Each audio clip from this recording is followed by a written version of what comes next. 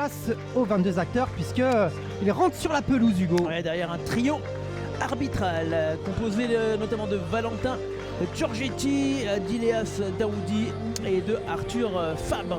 Voilà, vous les avez avec une équipe traditionnelle mais un dispositif tactique qui change.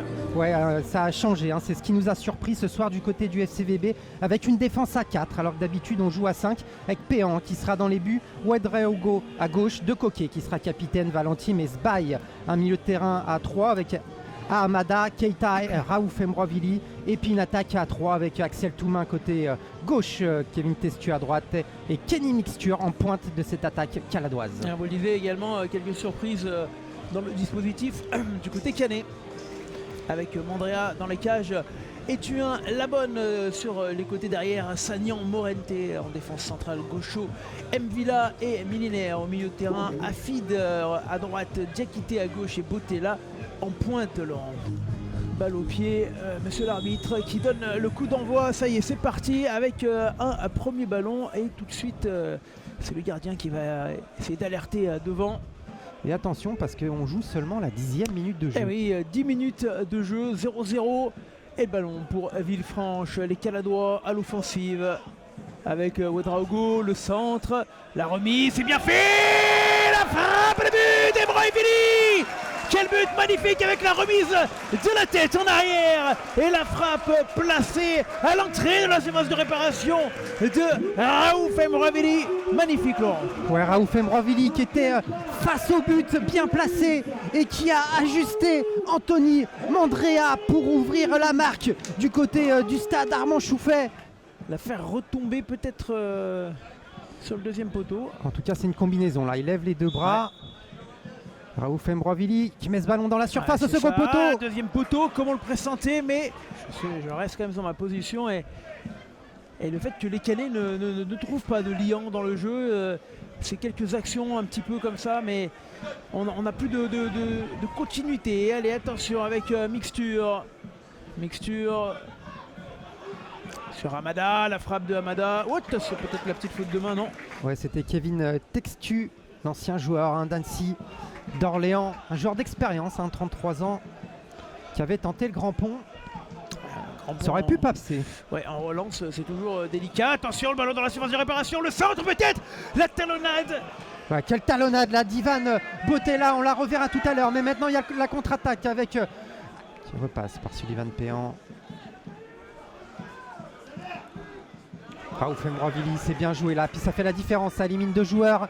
Mais c'était sans compter sur Vinicius Gomez. Ouais, la passe qui était pas assez précise derrière. C'est dommage pour les Caladois. Ça va peut-être profiter avec ce ballon dans la surface de réparation. Rajo, la frappe et le but, la égalisation pour les Canets suite à cette frappe de Lorenzo Rajo et la parade dans un premier temps du portier Sullivan Péan. Laurent, et alors qui est venu de la tête ensuite? Et ben voilà, et je crois que c'est Botella. C'est Ivan Botella, ouais, qui était là, mais bien défendu. Ça a été renvoyé là par Lorenzo Rajo qui a fait une belle entrée, mais c'est récupéré sans compter par les Caladois avec Axel Toumain. Mais c'est la mi-temps du côté du stade Armand Chouffet. Avec Mbrovili, nouveau pour Valentim. Allez, c'est bien fait, ce ballon pour Mixture qui est dans la séance de réparation et qui arrive quand même à frapper Mixture, ce ballon repoussé par Anthony Mandrea en corner. Ouais, belle intervention là de Kenny Mixture qui était cette fois-ci pas hors jeu, mais face à lui sur la défense caladoise. Ils ont encore ce ballon les Canets avec Diakité. Diakité et Rajo. Diakité maintenant qui remet sur Yann Mvila. Mvila qui a du champ et qui va orienter le jeu sur la droite.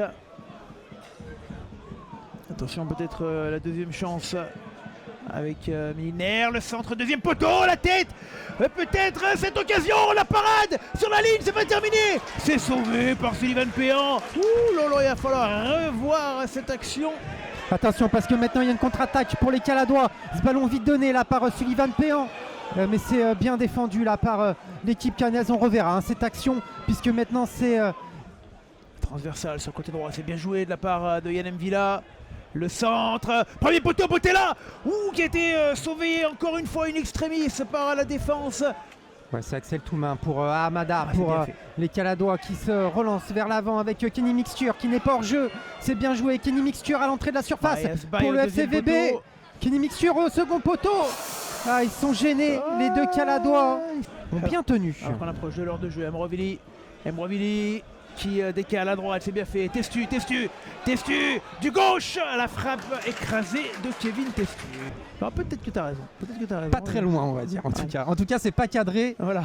C'est un renvoi au 5,50 m. Ça n'a pas eu l'air d'inquiéter, surtout Anthony Mandrea.